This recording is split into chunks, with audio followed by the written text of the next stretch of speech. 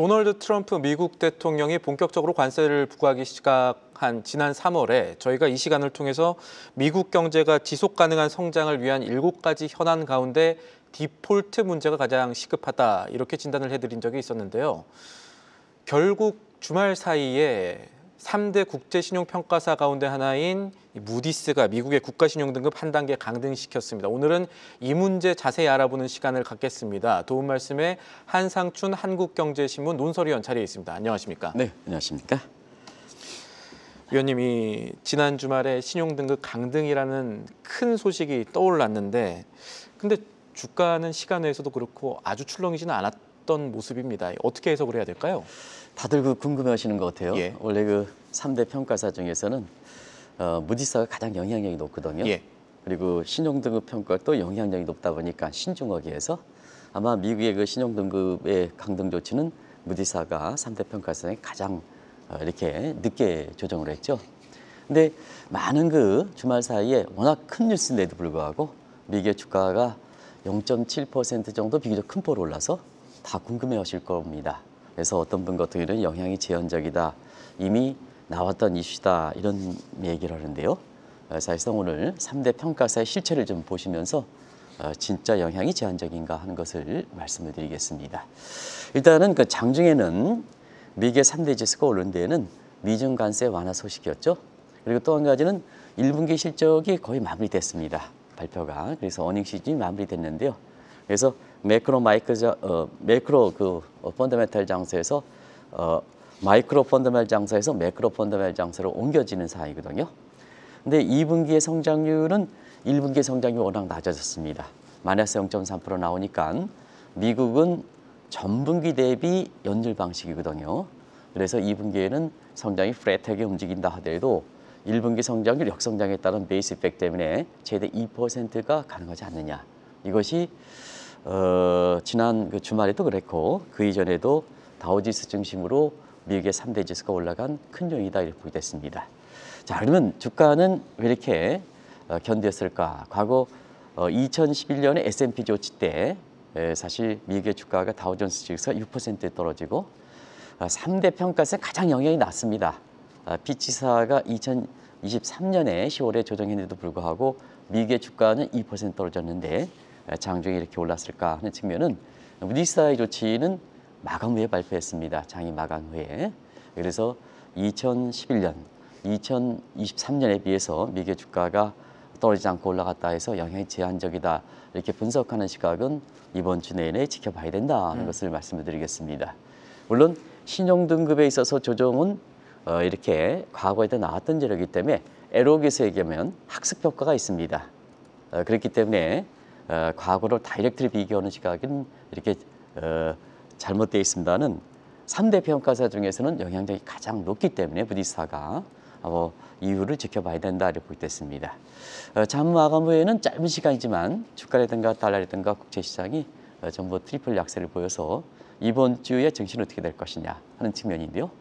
역시 무디스 조치에 대해서 트럼프 진영이 가장 예민한 반응을 보였습니다. 잠시 후에 그 예민한 반응을 향후에 3대 평가사에 대한 미국의 트럼프 진영이 어떤 조치를 강구할 것이냐 하는 측면과 같이 결부시켜서 말씀드리도록 하겠습니다. 네, 과거사를 보면 일단 2006년 스탠더드 앤드 푸어스 때는 뉴욕 증시는 6% 정도 하락을 했었고 그리고 네. 2023년에 피치 때는 1% 정도 하락한 다음에 또 회복을 했었고 이런 도의 상황이 있었으니 앞으로 어떻게 될까 더 중요한 건데 사실 무디스의 국가신용등급 강등 조치라는 것이 위원님 지난 시간에 사실상 예고되었던 그런 얘기들이 있지 않았습니까? 네. 저뿐만 아니라 이제 많은 사람들이 이 문제를 좀 얘기했는데 예. 이 경중을 어떻게 보느냐 문제죠. 그런 측면에서 취임 이후부터 이 문제를 계속해서 말씀드렸고 이번 조치 이전에도 미국의 국채금리가 4.5% 돌파할 때 이틀 전에 이 문제에 대해서도 한번 언급해드린 적이 있습니다. 예. 트럼프 취임 이후에 미국 경제라든가 미국 증시를 지속 가능해서 마가 달성을 위해서는 7대 현안을 이렇게 취임 후에 제시한 적이 있습니다. 마가 망상증에서 탈피해야 된다. 관세 정책 기조를 변화시켜야 된다. 미중 간 관계를 변화시켜야 된다. 그리고 유럽과 전통적인 동맹 관계를 좀 이렇게 복원시켜야 된다. 그리고 유가를 안정시켜야 된다. 그리고 AI 정책을 변화시켜야 된다. 자, 이 6가지 주제에 대해서는 초기에 의혹에 찼다가 트럼프 주장이 최근에 많이 변화를 일으키고 있습니다. 디폴트를 뺀다면 디폴트를 빼군요. 예. 다 변화시키고 있죠. 예. 이렇게 특히 관세 정책이라든가 미중 관계에 있어서는 상당히 AI 정책도 변화시키고 유가는 뭐 자동스럽게 안정이 되고 있는 이런 상태이거든요. 근데 사실은 이 문제가 지금 말씀하신 대로 디폴트 문제에 대해서는 시간이 가면서 더 악화됐었죠. 예. 악화됐었죠. 그래서 우리가 이번 조치 이전에 이틀 전에도 엑스데이터가 이렇게 다음 달로 다가왔습니다 하는 이런 말씀을 드렸었는데요. 결과적으로 보면 이게 예민한 시기에 사실 그 관세 정책도 막히지 않고 예. 또 여러 가지 유럽이라든가 이런 국가에서는 이렇게 부채 디톡스 문제에 대해서 거세게 될 때 이 무디스가 6월 엑스데이트 앞두고 신용등급을 강등시켜서 아마 무디스 조치에 대해서 가장 이렇게 예민하고 가장 싫어하는 사람들은 트럼프 진영이겠죠. 예. 그래서 지금 시장에서 어떻게 영향을 미칠 것이냐, 또 트럼프와 관계가 어떻게 될 것이냐 하는 측면을 이렇게 주목해서 보고 있다 하는 것을 말씀드리겠습니다. 그리고 지금 말씀 중에 디폴트를 제외하고 6대 현안은 개선되고 있다라고 진단해 주셨는데 사실 지난 시간을 살펴보면 이 7가지 가운데 가장 중요한 것이 디폴트 문제라고 진단하지 않으셨습니까? 네, 위험세가 넘었기 때문에 그렇죠. 예. 시청자 여러분, 이 수치는 누누이 말씀을 드려왔었는데요. 결과적으로 보면 지금 연방부채가 38조 원입니다. 3월에 이렇게 사실 연방부채 한대 최종적으로 조정한 시기인데요. 그때가 38조 달러로 34조 달러입니다. 예. 제가 이제 단위는 빼고 얘기하겠습니다. 그래서 이미 38조 달러이기 때문에 연방부채 한대를 뛰어넘은 수준이거든요. 그래서 이 수준을 넘나 연방부채를 어떻게 설정할 것이냐 하는 측면에서는 관리 가능한 기준이거든요. 부채는 그래도 유지하더라도 이자는 갚을 수 있는 수준. 그러면 부채 절대 부채가 늘어나지 않겠죠? 그게 이제 36조로 34조로 설정하는 겁니다. 예. 근데 연방 부채가 38조가 됐으니까 이자를 못 갚게 되는 거죠. 그러면 부채 악순환 국면에 들어가는 거죠. 그래서 국가 부도에 직면한다 하는 말씀을 받고 일부 시청자분들이 너무 과도하게 해석하는 것이 아니냐 하는 이런 시각이 있었습니다는 역시 GDP 대비해서 이번에 한번 보면 놀랄만한 사건이 되죠. 2024년 작년 말에 GDP 대비 98%입니다. 아마 시청자분의 눈에 익은 수치는 미국 국가 채무율이 80%대일 겁니다. 왜냐하면 이전에 IMF의 전 기준에 선진국 같은 경우에는 이렇게 국가 채무 안전 수준은 80%이기 때문에 그 맞춰왔던 수준이거든요. 예. 근데 어느덧 2024년 말에 98%, 100%까지 가고 있습니다. 그러면 IMF 신기준을 올렸는데요. 100%까지 올렸거든요. 그 100%의 임계치가 됐던 거죠. 그래서 시청자분한테 국가 채무가 최대 현안이다. 그러면 이번에 무디스 전망을 보겠습니다. 2025년에 134%까지 갑니다. 몇 년입니까? 앞으로 10년 이내에 134%까지 간다. 이거는 뭐 굉장히 큰 수치입니다. 예. 그래서 우리가 신앵커 이전에 사실 이렇게 진행자랑 같이 할 때 이걸 논란이 됐었죠. 3월 14일 날 700만 달러 덫에 걸린다. 근데 이제 전 진행자께서는 700만 달러가 뭐 미국 입장에선 중요하냐? 그렇지 않습니다. 임계 수준에 있을 땐 단 1원도 내가 모든 수단에 있어서 임계 위험세가 넘었을 때 자 이제 뭐든지 끊겨 있습니다. 그러면 뭐냐? 그때에 돌아오는 부채가 1억이 되든 100만 원이 되든 사실 뭐든지 조달할 수 있는 수단이 적었을 때는 100만 원 가지고 디폴트가 되는 겁니다. 그래서 디폴트 문제는 관리 가능한 수준에 이것을 잡는 것이 중요하거든요. 우리가 뭐든지 신용이 막혀 있을 때는 단 1원 가지고도 마진콜 디폴트에 빠지지 않습니까? 그게 3월 14일 날 700만 달러의 덫입니다. 그래서 무디스 조치는 어느 정도 예고돼 있기 때문에 저희들이 무디스 조치 이전에 이틀 전에도 이 방송을 한 것은 뭐 예측력이 뛰어나서 그런 게 아니고 시장을 지켜봤던 사람들은 어느 정도 감을 갖고 있다 하는 것을 말씀드리겠습니다. 그래서 미국 국채 투자하지 마십사. 지금 전 세계에서 보면 미국 국민들도 미국 국채 투자하지 않는데 기획재정부에서 작년에 개인용 미국의 국채를 팔았고 그다음에 최상무 이렇게 기획재정부 장관도 미국 국채 투자해서 사실상 굉장히 논란이 됐지 않습니까? 그리고 국내 증권사는 전부 미국 국채의 일반이었는데요. 그때 당시에 작년 9월 달에 미국의 10년물 국채 금리가 3.5%대였습니다. 지금 어떻습니까? 지금 4.5%대입니다. 지금 미국에 국채 투자한 사람들은 돈을 버는 것보다 대형 손실을 기록했던 거거든요. 이 대목을 계속해서 말씀드렸던 겁니다. 결과적으로 보면 4월부터 3대 평가사가 트럼프 취임 이후에 첫 정례 평가가 되는데요. 사실 첫 정례 평가일 때 무디스가 국가 신용등급을 조정했으니까 트럼프 입장에서는 왼수 같게 되는 거죠. 그래서 시장에서는 무디스는 S&P와 함께 미국의 양대 평가사이기 때문에 2011년 주가가 6% 이상 떨어졌을 때 그 디폴트 악몽이 재현되는 게 아니냐 하는 것을 이번 주에 굉장히 예의주시해서 보실 필요가 있다는 것을 말씀드리겠습니다.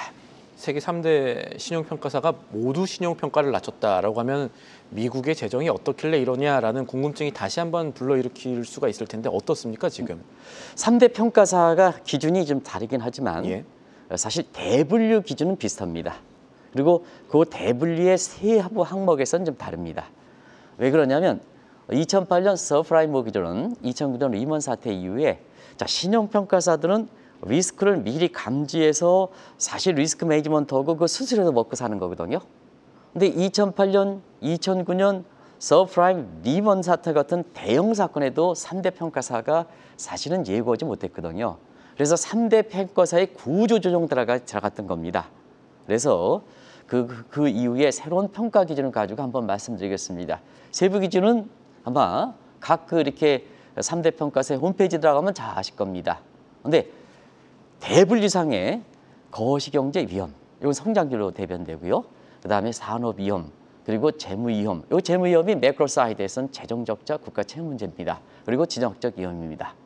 근데 미국의 경우는 시청자 여러분도 감이 좋으신 분은 매크로 사이드의 성장률, 마이크로 사이드의 빅테크 문제, 그다음에 지적적 위험의 군사력 문제 이런 걸 감안해 볼 때는 사실 3대 기준은 그렇게 문제가 되지 않습니다. 근데 미국의 경우는 바로 재무 위험, 매크로 사이드에서는 재정 위험과 디폴트 문제, 국가 디폴트 문제가 계속해서 문제가 되었던 거죠. 그래서 이것이 지난 금융 이후서부터 계속해서 문제가 되어 왔고, 그렇기 때문에 2011년에 S&P가 미국의 신용 등급을 조정했죠. 예. 그리고 2023년에 피치가 조정했고, 이번에 뭐냐? 이번에 무디스가 조정했던 거죠.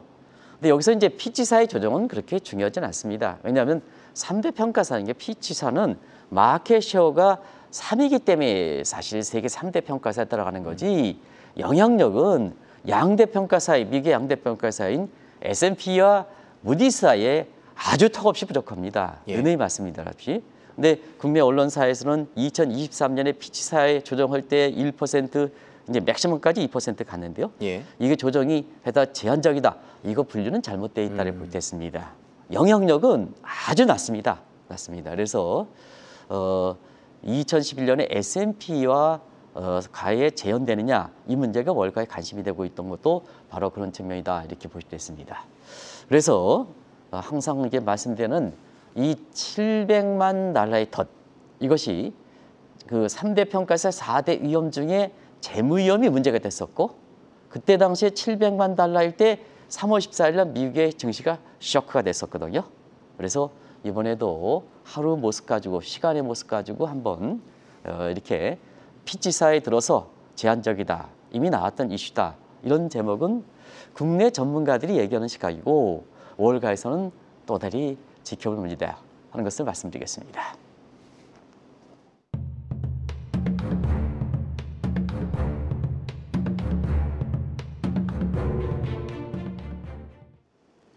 무디스의 미국 신용등급 강등에 대해서 질문들이 여러 개 따르는데 그 가운데 가장 시급한 질문부터 먼저 좀 해보겠습니다. 일단은 미국 국채에 대한 신뢰 문제가 좀 부각이 될 것 같은데 어떻게 보십니까? 네, 트럼프 재정이 왜 의미합니까? 마가라는 것은 미국의 국채 위상, 달러 위상, 경제 펀더멘털 위상 다 높아지는 거죠. 특정으로 마가의 미란 보고서가 잘못되어 있다는 것도 바로 그렇습니다. 어떻게 달러 약세를 도모해가지고 마가가 구상이 될 수 있습니까? 그래서 사실 이번에 무디스의 신용등급 평가는 신용등급 뭐입니까? 국채에 대한 등급이거든요. 국채에 대한 신뢰도가 떨어지는 거다, 이렇게 됐습니다. 자, 그러면 앞으로 개선할 조짐이 있는가? 무디스가 2035년에 GDP 대비해서 국가 채무를 134%까지 이렇게 놀리는 데는 자, 트럼프 진영 앞으로 5년, 4년 동안 감세에다 관세 수입도 이렇게 좀 다 이렇게 태보니까 뭐 가지고 국가 채무를 줄일 수 있겠냐 하는 문제입니다. 그리고 여기 상태에서 이미 미국의 국채 신용 등급이 떨어지고 신뢰가 떨어지니까 오늘 아까 김혜린 캐스터께서도 우리도 이제 계속해서 지적해 왔습니다는 중국이 최대 보유국이었었는데요. 근데 지금은 일본과 영국도 영국에 떨어졌던 것은 그만큼 뭐냐 영국이 올렸다기보다는 중국이 계속해서 팔아 제꼈기 때문에 그렇거든요. 결국 일본도 3월 통계지만 4월 달, 5월 통계는 미국의 국채를 파는 것으로 나오고 있습니다. 그래서 시청자 여러분 아시겠죠? 왜 영국과 관세 협약에 첫 맺었느냐? 영국이 미국의 국채에 대해서처럼 우호적이니까 트럼프의 가장 아킬레스건을 영국이 풀어주니까 영국계에서는 가장 우호적으로 관세 협상이 끝났지 않습니까? 1차적으로 끝난 것도 바로 그런 배경이다. 그것을 말씀드리겠습니다. 자, 수혜적 측면에서는 계속해서 중국과 그다음에 일본이 줄이고 있습니다. 그러면 미국의 국민들은 지금 미국의 국채를 얼마큼 선호할까 하는데 자국채를 선호하지 않습니다. 한번 보겠습니다. 하버드, 트럼프에서 가장 싫어하는 하버드 대학에서 발행한 하버드 채권보다도 미국의 국채가 사실 안전하지 못합니다. 그래서 하버드 채권이 미국 국채보다 안전하다. 지금 이게 미국 국민들의 인식입니다. 또 한 가지는 페드의 오픈 마켓 오퍼레이션에서 지금 공개시장 조정에서 인위적으로 QT라든가 QE를 인위적으로 해서 조정해 나가고 있지만 시장 자율적으로 보면 오픈 마켓 오퍼레이션, 공개시장 조정에 채권을 넣을 필요가 있느냐. 오히려 미국의 지금의 사실 아마존 주식이라든가 이런 주식을 오픈 마켓 오퍼레이션의 관리 대상으로 돌아가는 것이 더 좋겠다. 오픈 마켓 오퍼레이션에 국민들의 금리와 직결되는 부분에 있어서는 저렇게 디폴트 위험이 있는 미국 국채를 넣어서 미국 국민들의 노후 생활을 안전시키겠느냐 하는 문제거든요. 이런 각도로 지금 보고 있다 이렇게 보이겠습니다. 그래서 지금 상태에서는 지난 그 주말에 사실 미국 국채 금리가 4.5%에 바짝 다가서는 모습을 보이고 있는데요. 4.5%에서 5% 재돌파하는 게 아니냐. 왜 그러냐면 2011년에도 S&P가 이렇게 될 때 미국 국채 금리가 5% 돌파했고 2024년 10월 달에 시청자 여러분 그때 채권 자경단이 출발했을 때입니다. 그때 제닛 앨런이 사실 그 바이백이라든가 QRA 가지고 미국 국채 금리를 안정시켜서 말이지. 그때 한때도 미국 국채 금리가 5%를 넘었습니다. 미국 주가가 많이 떨어졌습니다. 사실 피치사의 조정보다도 그 이후에 미국의 그 주가가 떨어졌던 배경이거든요. 그 충격을 완화시켰던 것이 제닛 앨런이 미국의 국채 바이백과 QRA를 잘 조정해서 미국의 주가가 떨어지는 부분을 막을 수 있었다 이렇게 보겠습니다. 그래서 2011년에 미국의 국채 금리 5% 돌파, 2023년에 피치가 조정할 때 5% 돌파하니까 이번에 무디스가 이렇게 신용등급 강동할 때 미국의 증시에서 보면 마지노선의 쇼크의 임계선이라는 5%를 재돌파할까 이것이 지금 눈앞에 닥치고 있다는 것을 말씀을 드리겠습니다. 미국의 국채 금리가 올라갈 가능성이 더 높다고 지금 보시고 계시는 것이고 또 하나 봐야 될 게 이제 달러 얘기를 해야죠. 달러 가치는 그럼 조금 더 떨어질 가능성이 높다라고 생각을 해야 할까요? 네, 사실 달러 가치에 영향을 하는 데는 많은 영향이 있습니다. 그리고 개도국 환율에 있어서는 많은 영향을 미치고 있는데 미국 요인만 좀 보도록 하겠습니다. 자, 미국의 달러 가치는 여러 가지 커저리 테스트 등의 선후 관계를 보면 지금 복잡합니다. 경제 조건이 좋아가지고 미국에 올라간다. 예를 들어서 미국 경제가 좋아서 달러 가치가 올라간다. 이거 생각하시는 분은 지금 없을 겁니다. 왜냐? 파이낸스가 금융이 실물 경제의 following industry가 아니라 leading industry이기 때문에 사실 금융 사이드가 선도해서 미국의 이렇게 달러 가치에 영향을 미치는 거지. 지금 미국의 펀더멘탈이 좋기 때문에 달러 가치가 강세가 됩니다.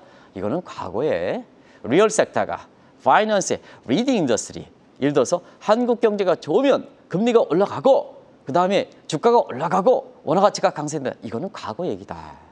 그래서 지금은 파이낸스가 리얼 섹터를 리딩 인데스로 바뀌었다. 그러면 금융 사이드에서 달러 가치에 영향을 줄 수 있는 게 뭘까? 그 국채 시장이죠.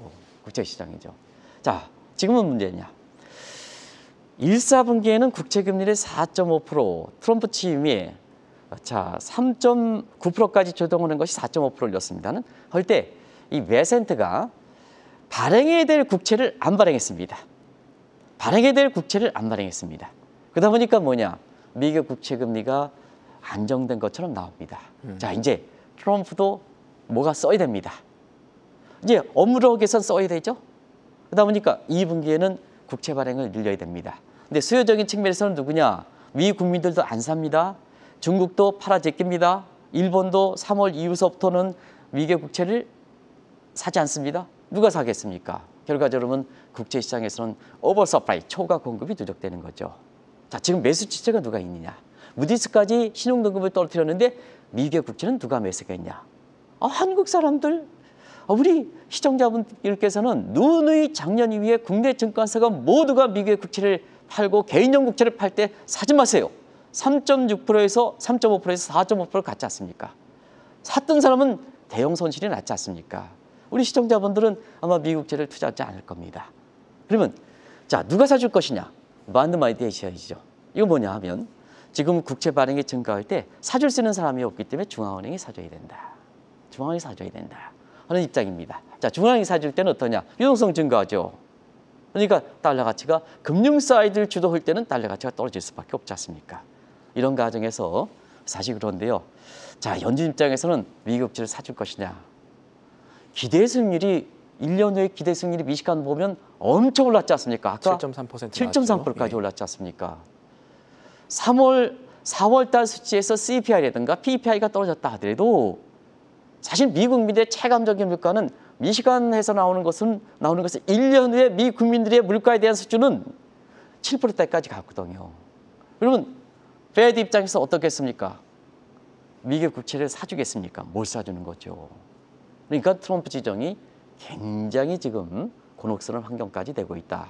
트럼프는 마운드 마니티에이션 그리고 사실 무디스 신용 강등 이후에 베센트도 이렇게 사실 이번 조치에 대해서는 무용지물이다 하는데 무용지물인지는 지금부터 한번 말씀드리겠습니다.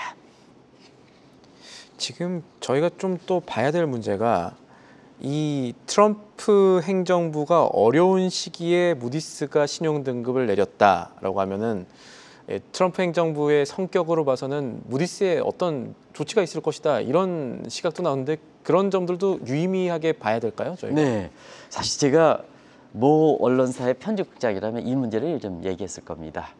가장 민감한 시기에 사실 무디스가 조정을 했으니까 무디스를 어떻게 할 것이냐? 왜냐, 트럼프 취임 이후에 전가의 보도처럼 행정명령을 해서 기존의 법이 있습니까? 무시했고 미국의 관행 위기했습니까? 무시했고 예. 그리고 자, 의회 제언 지켰습니까? 무시했고 대법원 무시했고 했습니까? 그러니까 트럼프는 모든 법을 제시하고 모든 견제 세력을 무시하고 동맹국가의 국제법도 무시하는 독재자입니다. 독재자입니다. 그런 상태에서 자, 미국에서 보면 가장 큰 실현이 민주주의 실현, 그 다음에 시장경제 실현이다 할 만큼 시장경제나 민주주의라는 것은 뭐냐? 합의는 법에 의해서 지탱이 될 때 그렇습니다. 지금 뭐냐? 지금 경제 해소를 할 때 가장 힘든 것은 법과 국제법과 관행이 지켜지고 사람의 기본적 상식이 지켜져야 어떤 조치가 나왔을 때는 예측이 가능한 겁니다. 근데 이걸 무시하고 나왔으니까 오락가락해지는 거죠. 저기 타겟시된 국가에서도 그렇게 되니까 결과적으로 뭐냐면 가장 기본 상식에 의존해서 시청자 여러분한테 말씀드리는 겁니다. 그래서 뭐냐? 그리고 시장이라는 것은 균형점을 향해서 가기 때문에 경제, 시장 경제 어째서 가장 기본적인 상황 가지고 시청자 여러분한테 얘기하는데 그게 가장 예측이 높습니다. 일개 개인에서 얘기하는 것보다는 그게 많습니다. 자, 이런 상태입니다. 그러면 가장 민감한 때에 무디스가 가장 영향력인데 시장 등급을 조정했어? 그러다 보니까 야, 무디스 조치를 어떻게 할 것이냐? 좀 없애버리는 게 아니냐? 근데 미국의 무디스는 S&P는 민간기관입니다. 그리고 베센트 한번 입장을 보겠습니다. 이번에 무디스의 존치제도 곧바로 누가 믿겠느냐? 근데 베센트 당신 뭐냐?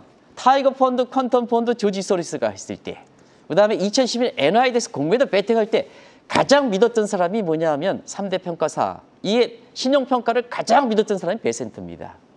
당신이 재무관료가 되고 무디스가 신용등급이 통해서 누가 믿겠느냐? 월가에서 당신은 과거 가능성 가장 믿었고 거기에 대해서 활동했던 사람인데 자 재무장관에서 돼가지고 이렇게 하면 트럼프와 똑같은 사람이 아니냐 하는 쪽이 나오는 거거든요. 백악관의 얘기는 더 심합니다. 백악관에 그래서 이렇게 3대 평가서를 이렇게 폐지시켜야 되는 게 아니냐 이런 쪽인데요. 시청자 여러분 이거는 민간기관입니다. 그래서 지난 주말에 많이 물어보셨던 트럼프가 폐지하면 되지 않느냐 그렇지 않습니다. 오히려 이렇게 궁지에 모이는 트럼프가 심하게 실수록 3대 평가서의 영향력은 더 세진다. 왜냐? 당신들이 믿을 수 없으니까 그동안 관행을 유지했던 신뢰가 높았던 기관에 대한 신뢰가 더 높아지는 거죠. 높아지는 거죠. 그런 각도가 사실 그렇다. 그래서 우리가 보면 사람이 좀 일관성이 있어야 되는데요. 신앵커는 뭐 시청자 여러분한테 이렇게 사실 그 굉장히 평가가 이렇게 좋은 것은 일관성을 유지하고 있다. 그래서 내가 한국경제TV 앵커를 했을 때 이때와 그다음에 예를 들어서 KBS 앵커를 할 때 일관성 있게 해야 되는데요. 배센트는 한국경제TV 앵커를 할 때는 정말로 3대 평가서를 믿는다 했다가 저쪽 KBS 앵커를 하니까 이제는 위치가 바뀌었으니까 높은 자리 갔으니까 믿지 않겠다. 이렇게 되겠습니까? 오히려 더 한국경제TV의 앵커시라 했던 신앵커가 일관성이 있으면 더 믿게 된다. 이게 지금 월가의 분위기다 하는 것을 말씀드리겠습니다. 알겠습니다.